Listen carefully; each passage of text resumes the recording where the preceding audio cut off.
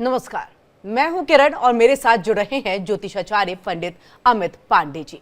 हम लेकर के हाजिर है आपका सबसे पसंदीदा, सबसे खास प्रोग्राम प्रश्न कुंडली, जहां आपको मिलता है आपकी हर समस्या का ज्योतिष समाधान।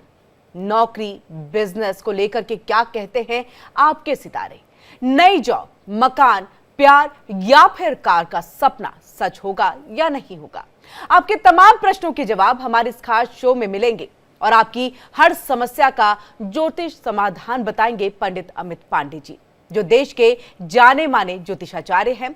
तो चलिए शुरू करते हैं प्रश्न कुंडली और सबसे पहले स्वागत करते हैं अमित पांडे जी का। आचार्य जी, आपका बहुत बहुत स्वागत है। धन्यवाद आपका। आचार्य जी, प्रश्न कुंडली हम लेकर के आते हैं और प्रश्न कुंडली की तो सबसे खास बात यही होती है कि देखिए, अगर आपको जन्म तिथि, जन्म तारीख नहीं पता है तो आप सिर्फ अपने प्रश्नों को रख करके भी यहाँ पर उसका समाधान, अपनी समस्या का समाधान जो है वो पा सकते हैं, और इसीलिए हम इसको लेकर के यहाँ पर आते हैं। आचार्य जी, तो सबसे पहले हम आज के दिन की शुरुआत और अपने कार्यक्रम की शुरुआत जो है वो पंचांग से करना चाहेंगे। आज 21 मार्च 2025 दिन शुक्रवार का है और चैत्र का महीना चल रहा है। चैत्र में कृष्ण पक्ष की सप्तमी तिथि है और यह सप्तमी तिथि अगले दिन अर्थात 22 मार्च की भोर 4:23 तक यह सप्तमी तिथि रहने वाली है। और जो आज नक्षत्र दिखाई देता है यह ज्येष्ठा का नक्षत्र है, जो कि अगले दिन 22 मार्च मध्यरात्रि 1:46 तक रहेगा ज्येष्ठा। उसके बाद मूल नक्षत्र की शुरुआत होगी। इसका मतलब हो गया, आज जिन बच्चों का जन्म होगा वो बच्चे मूल में माने जाएंगे और उनके मूल की शांति आवश्यक है। योग की बात करें तो आज सिद्धि नामक योग है, जो कि सायंकाल 6:42 तक रहने वाला है। करण आज है विष्टि। विष्टि करण 3:38 सायंकाल तक है और यही विष्टि करण जब होता है तब भद्रा लगती है। भद्रा आपने सुना होगा, जब जब विष्टि करण होगा तो उसको भद्रा ही कहा जाता है। आज शुभ मुहूर्त जो है वो अभिजीत मुहूर्त है, जिसका समय है 12:04 दोपहर से लेकर के 12:53 तक। यह 49 मिनट का जो है दिव्य और शुभ मुहूर्त है। कोई भी नया काम अगर आप शुरू कर रहे हैं, खास करके बैंकिंग या लेन देन या यात्रा से संबंधित कोई कार्य कर रहे हैं, तो इस समय का आप चुनाव कर सकते हैं। ये लगन, ये समय, ये कालखंड 49 मिनट्स का आपके लिए बहुत शुभ है। कारोबारी, व्यापारी, कोई नई निवेश की बात हो जाए, शेयर मार्केट से जुड़े हुए काम हो जाए, कोई प्रॉपर्टी खरीदना चाहते हैं, कोई रजिस्ट्रेशन करना चाहते हैं, तो इसके लिए चौघड़िया जो है, जो शुभ आज मुहूर्त है चौघड़िया का, उसका जो टाइमिंग है वो 12:28 से लेकर 1:59 तक है। यह शुभ की चौघड़िया सब प्रकार से उत्तम फलदायी होती है। उत्तम फल देने वाली इस चौघड़िया का प्रयोग आप कर सकते हैं। इसका समय है 12:28 से 1:59 तक।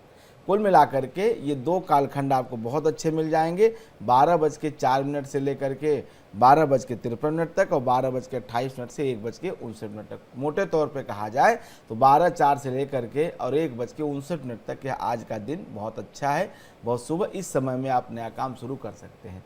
अब बात करते हैं निषेध आज्ञा की। निषेध काल कब है, राहु काल कब है? राहु काल आज सुबह के समय है 10:57 से लेकर के 12:28 तक।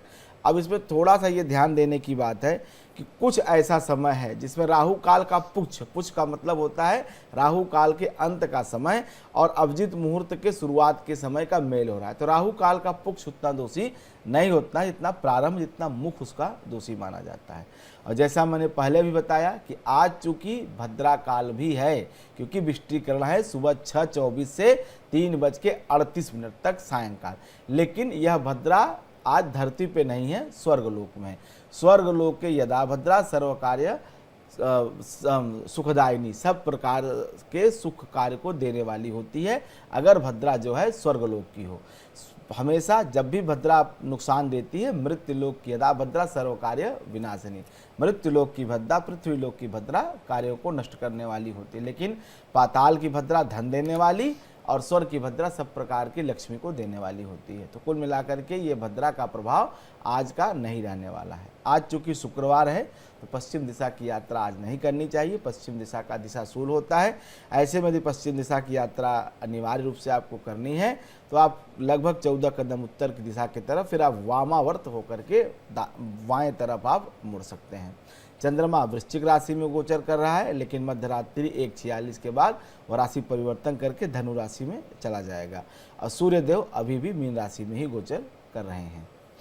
तो ये आज का जो है पंचांग है और कौन सा शुभ मुहूर्त है नहीं है, ये सारी चीजों की जानकारी जो है आचार्य जी ने दी है। आचार्य जी, शुभ मंत्र की अब हम बात कर लेते हैं। कौन सा शुभ मंत्र है जो आज आप बताना चाहेंगे, ताकि उसका उच्चारण करने के बाद ही लोग अपने दिनचर्या और दिन की जो है उसकी शुरुआत करें। देखिए, आज जो शुभ मंत्र मैंने लिया है, चूंकि आज शुक्रवार है और शुक्र की जो अधिष्ठात्री जगदम्बा है वो माता दुर्गा है, माता लक्ष्मी है। शुक्र ने माता को ही, शक्ति को ही पूजा था और शक्ति की ही उपासना करके शक्ति से ही शक्ति पाई थी। तो ऐसे में आज के दिन दुर्गा की उपासना, लक्ष्मी की उपासना बहुत महत्वपूर्ण है। तो आज के दिन आप दुर्गा शक्ति को प्रसन्न करने के लिए ओम ह्रीं दुन दुर्गाय नमः, ओम ह्रीं दुन दुर्गाय नमः, इस मंत्र का आप जप कर सकते हैं एक माला। अब इसमें जो ओम आप जानते ही, मैं कई बार बता चुका हूँ, ये प्रणव है। ह्रीं जो है ये माया बीज है। माया बीज अर्थात ये जो संसार में दृष्टिगोचर हो रहा है, ये माया के अधीन है और इसी माया के सुख को प्राप्त करने के लिए ना, इस खेल में विजयी होने के लिए, ये माया का खेल है और खेल कोई भी हो, हर समय व्यक्ति को, मानव को विजय की ही कामना होती है।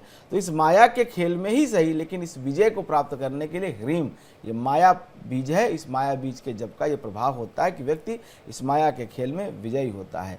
ओम ह्रीं दुन दुर्गाय नमः। दुंग माता दुर्गा का बीजाक्षर है और इस बीजाक्षर के साथ माता दुर्गा के नाम को जोड़ करके उनसे अपने कल्याण की प्रार्थना करिए। ओम ह्रीं दुन दुर्गाय नमः, इस मंत्र का जप करने से दुर्गा की कृपा मिलती है, शुक्र ग्रह के अरिष्ट की शांति होती है, जीवन में शक्ति की वृद्धि होती है, सामर्थ्य की वृद्धि होती है और कठिन से कठिन दुस्तर जो भी आपके सामने दुर्ग का एक अर्थ होता है कठिनाइयाँ भी, जैसे दुख होता है वैसे दुर्ग होता है। तो ये दुस्तर जो भी कठिनाई है, जो भी दुख है, उसको नष्ट करने में दुर्गत समनी दुर्गा कहा गया है। तो अगर आपकी किसी भी प्रकार से दुर्गति की स्थिति है तो इस मंत्र का जप करिए, सब प्रकार के दुख और आपकी जो भी दुर्गति की स्थिति है उसको जगदम्बा पलट देंगी, बदल देंगी। जी, तो ये आज का मंत्र है जिसका उच्चारण करके आप दिन की शुरुआत करेंगे तो आपके सब दुख जो है, दर्द जो है वो दूर हो जाएंगे। और शुभ उपाय की अगर हम बात करें आचार्य जी, तो शुभ उपाय आज के दिन आप क्या बताएंगे? आज के दिन थोड़ा सा आप खर्च करिए, शहद 1 शीशी ले लीजिए, कपूर 1 पैकेट ले लीजिए और एक 200-250 ग्राम का दही का डब्बा। ये 3 चीजें ले जा करके किसी ऐसे मंदिर में जहाँ पे नियमित रूप से दोनों समय आरती, पूजन, ये सब चीज़ें होते हैं, ताकि आपके दिए गए इन वस्तुओं का प्रयोग देव पूजन में जरूर हो। देव पूजन में अगर आपकी इन वस्तुओं का प्रयोग होगा तो निश्चित रूप से आपका कल्याण होगा और आपके ग्रहों की अरिष्ट भी शांत होंगे। ऐसे में शहद, ये भी शुक्र को प्रसन्न करने के लिए, कपूर ये भी शुक्र को प्रसन्न करने के लिए और दही ये भी शुक्र को प्रसन्न करने के लिए आप मंदिर में दे आइए। इसकी चिंता न करें कि उसे शिव पूजन में प्रयोग करते हैं, माता दुर्गा के लिए प्रयोग करते हैं, कैसे भी वो प्रयोग करें, ये उनकी अपनी इच्छा है, मर्जी है। आप केवल आज के दिन प्रातःकाल की वेला में सुबह 7 बजे से लेकर के 12 बजे के पहले ये जरूर दान में विशेष ध्यान रखना चाहिए। जब भी आप दैव निमित्त कोई दान करें तो प्रातःकाल में ही दान करें, मंदिर इत्यादि स्थानों में, धार्मिक स्थानों में। तो प्रातःकाल की वेला सूर्योदय 7 बजे के आसपास है और 7 बजे से लेकर के 12 बजे के अंदर अंदर ये दान आप जरूर कर दें। शहद, कपूर और दही, ये 3 वस्तुएं दान करने से शुक्र की प्रीति होती है और कोई भी जिंदगी में अगर शुक्र से संबंधित दुख है, खास करके मैरिज लाइफ की प्रॉब्लम या कोई ऐसी आर्थिक समस्या, या शुक्र आपका मारक फल कर रहा है, शारीरिक समस्या दे रहा है, शारीरिक पीड़ा दे रहा है, तो इन तमाम चीज़ों में खास करके जो बुजुर्गवार हैं जिनको प्रोस्टेट की प्रॉब्लम इस समय चल रही है, उनके लिए ये उपाय बहुत बेहतर है। ये उपाय जरूर करने चाहिए। जी, तो इस उपाय को जरूर आप यहाँ पर अपनाएं और आने वाला दिन जो है वो बेहतर होगा। और इसी के साथ शुभ वास्तु की भी जानकारी हम आपसे चाहेंगे कि आज के दिन आप कौन सा वास्तु टिप्स जो है हमारे दर्शकों, हमारे व्यूअर्स तक पहुंचाना चाहेंगे, जिससे आने वाला समय उनका बेहतर हो और कहीं ना कहीं वो कुछ गड़बड़ियां अगर कर रहे हैं तो वो चीजें वो सुधार सके। देखिए, बहुत आसान है। हमारे यहाँ जो वास्तु शास्त्र की रचना हुई है वो 5 तत्वों को मिला के हुई है। 5 तत्व, सूरज और चंद्रमा, इन्हीं 7 चीज़ों से पूरे वास्तु का निर्माण हुआ है और इन्हीं 6 स्तंभों पे ये चीज़ें टिकी हुई हैं। जैसे दिशाएं हैं सूर्य और चंद्रमा, 5 तत्व जो हो गए, 5 ये तत्व और उसके बाद ये सूर्य और चंद्रमा, 7 ये जो चीज़ें हैं, इन्हीं पे पूरा वास्तुशास्त्र खड़ा हुआ है। तो ऐसे में जो अग्निकोण है, यह अग्नि का स्थान है, यह शुक्र का स्थान है। ऐसे में शुक्र और अग्नि के इस कोने में, घर के आग्नेय कोण में अगर पानी का आप स्थान बना देंगे, वहाँ पे अगर आप किसी भी तरह से जल का लगातार स्थान बना रहेगा, जल गिरता रहेगा या वहाँ से जल स्रोत होगा, तो निश्चित रूप से यह परिवार के सुख और शांति को कम कर देगा, सुख में कमी कर देगा। ऐसे में जो मैंने अपने अनुभव में देखा है, ऐसे मकानों में प्रायः लोग अकेले रह जाते हैं, क्योंकि सुख जो है वो अपनों के साथ आता है। सुख की एक बड़ी दिक्कत है कि आपके पास बहुत संपत्ति हो, सुख नहीं आएगा। बहुत सारे आपके पास जो है ऐशो आराम की वस्तु हो, सुख महसूस नहीं होगा। बहुत सारी चीज़ें खाने पीने की हो, सुख महसूस नहीं होगा।